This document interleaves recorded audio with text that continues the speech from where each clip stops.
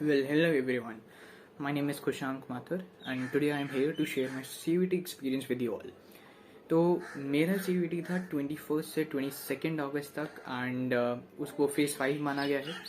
तो मेरा जो था NTA exam centre Noida sector 64 में पड़ा था. नोएडा सेक्टर 64 थोड़ा एक हॉन्टिंग सेंटर माना जाता है क्योंकि बहुत ज़्यादा टेक्निकल ग्लिच, बहुत ज़्यादा लोगों का प्रोटेस्ट हमें वहीं देखने को मिला है.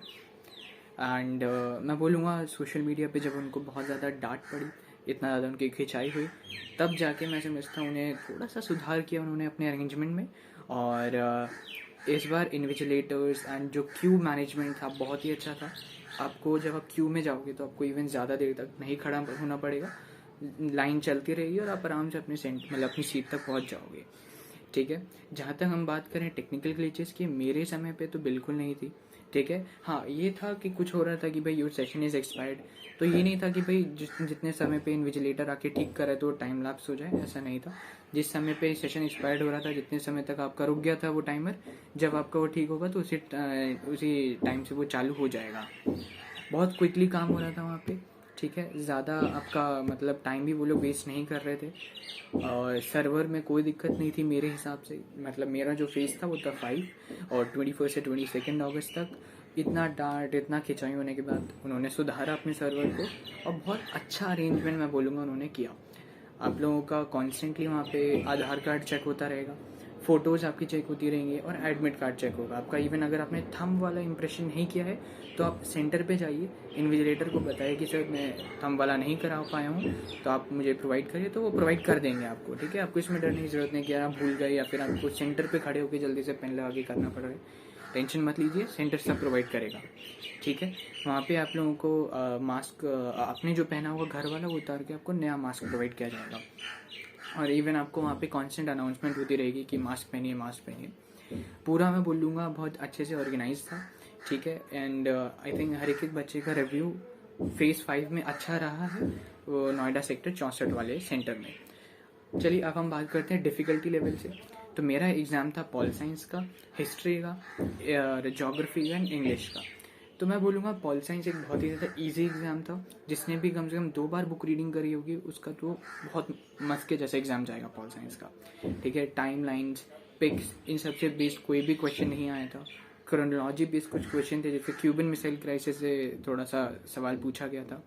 बाकी बहुत इजी लेवल का था. मैं बोलूँगा जिसने रीडिंग करी है बुक की 2-3 बार वो कर लेगा क्रैक पॉल साइंस को. हिस्ट्री की अगर बात करें तो मैं उसको रेट करूँगा बहुत इजी. ठीक है. और उसके अंदर एक सवाल आया था, मैं बोलूँगा थोड़ा सा घुमा फिरा के हो सकता है अगर बच्चों ने ढंग से रीडिंग नहीं करी है, कि मुगल किंग्स एक्सेप्शनल केसेस में अपने नोबल्स को क्या गिफ्ट दिया करते थे. तो क्या देते थे वो? पद्म मुरासा. ये एकदम बीच में चुपके से एक लाइन आती है, उसमें से सवाल पूछा गया था. तो ये एक ऐसा क्वेश्चन था जो कई बच्चे आई थिंक नहीं कर रहे थे, उन्होंने इस क्वेश्चन को स्किप किया था. मैं अगर बात करूँ हर एक से, तो एंशिएंट पीरियड में से बहुत ही मिनिमल क्वेश्चन थे, जैसे ब्रिक बीट्स एंड बोन्स था, किनशिप कास्टिंग क्लास, इन सबसे ज़्यादा क्वेश्चन नहीं आए थे, डायरेक्ट क्वेश्चन थे.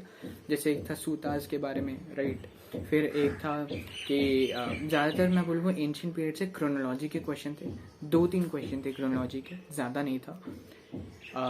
थिंकर्स बिलीव्स एंड बिल्डिंग से भी आया था कि कब सांची को नेशनल इम्पोर्टेंस बनाया गया और कब सांची स्तूपा को यूनेस्को ने रिकग्नाइज किया 1989 में, तो उससे बेस्ड एक क्वेश्चन था.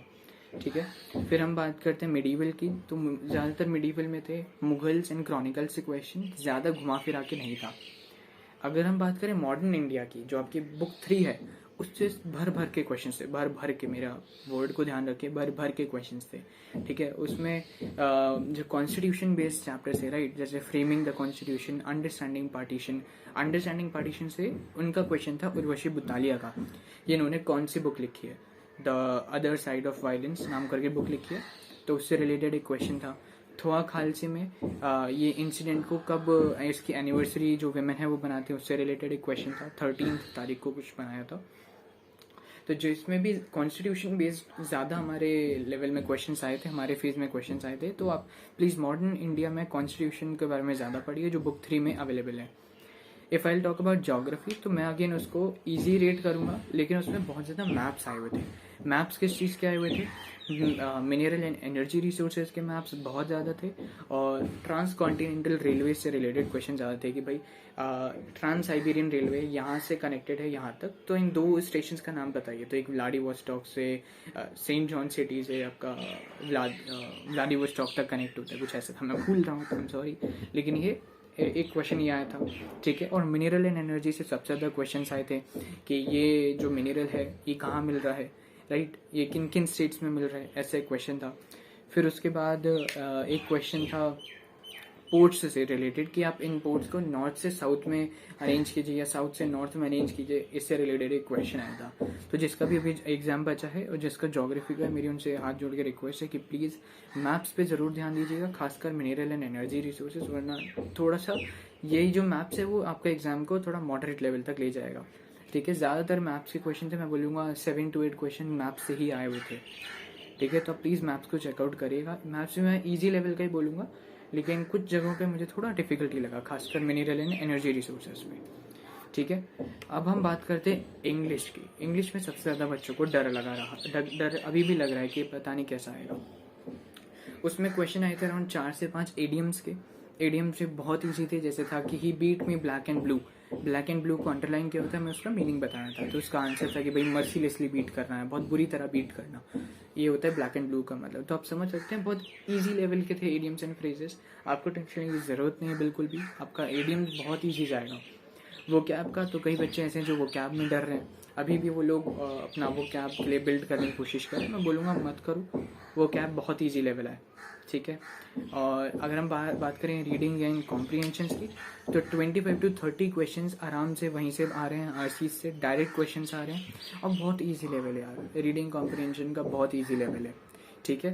एंड सबसे ज़्यादा इंपॉर्टेंट एक बात मैं बोलूँगा इंग्लिश के लिए, पोएटिक डिवाइसेस ज़रूर करके जाइएगा यार, खासकर simile, alliteration, metaphor and personification, ये 4 चीज़ों से सबसे ज़्यादा सवाल आए हैं, ठीक है। मैच द फॉलोइंग करने के सवाल हैं, बस यही सब क्वेश्चंस हैं। प्लीज़ इसको चेकआउट करेगा, और कम से कम 7 to 8 क्वेश्चंस पोएटिक डिवाइसेस से ही थे, बहुत ईजी था वो, मैं बोलूँगा बहुत ईजी था। लेकिन जिन्होंने पोएटिक डिवाइसेस नहीं पढ़े हुए होंगे, जिनको एलिट्रेशन का मतलब नहीं पता होगा, मेटाफर का मतलब नहीं पता होगा, उसके लिए ये डिफिकल्ट हो जाएगा वरना। और अगर जिसने पढ़ा है उसके लिए तो ये बच्चों के लिए मार्क्स यूं टपक के आएंगे, टपक के, ठीक है ना, ये बात है। अगर मैं ओवरऑल रेट करूँ तो पूरा एग्जाम बहुत इजी लेवल का था, ठीक है। एनटीए ने अपना अरेंजमेंट बहुत अच्छे से अरेंज किया हुआ था, एंड डिफ़िकल्टी लेवल मैं बोलूँगा इजी था, डिफ़िकल्ट बिल्कुल नहीं था। Pol science easy, history easy, और ज्योग्राफी में प्लीज़ मैप्स करके जाइएगा, और इंग्लिश में पोएटिक डिवाइसेस पढ़ लीजिएगा, बाकी आपका हो जाएगा मस्के की तरह, ये मेरी गारंटी है, ठीक है। एंड कट ऑफ बहुत सुपर हाई जाने वाले हैं यार, ठीक है। मतलब जिसकी बोर्ड्स में 80 to 85% आई है, वो भी एक्सपेक्ट कर सकता है इस एग्जाम में 750 प्लस लाने की आउट ऑफ 100, ठीक है। तो आप समझ के रखिए कट ऑफ सुपर हाई जाने वाला है, एंड ये हमको 10 सितंबर में पता चल जाएगा क्या होता है। नॉर्मलाइजेशन भी किया जाएगा DU के द्वारा, देखते हैं क्या नॉर्मलाइजेशन होता है, but cut offs are going to be super high. तो मैं ऑल द बेस्ट बोलूँगा उन सब बच्चों को जिनका भी एग्ज़ाम होने वाला है। अगर थोड़ा सा आसपास आवाज़ थोड़ी ख़राब रही हो तो उसके लिए आई एम सॉरी। प्लीज़ मेरा चैनल चेकआउट करना है यार, मैं ऐसी और वीडियोज़ डालूंगा। जिन बच्चों को IPU के बारे में जानना है वो प्लीज़ कमेंट करेगा, और मैं डेफिनेटली IPU के बारे में एक डिटेल्ड वीडियो को प्रोवाइड कराऊंगा। Thank you and have a very good day and all the best for CVT। Tension मतलब बहुत ईजी एग्जाम जाने वाला है। बाय।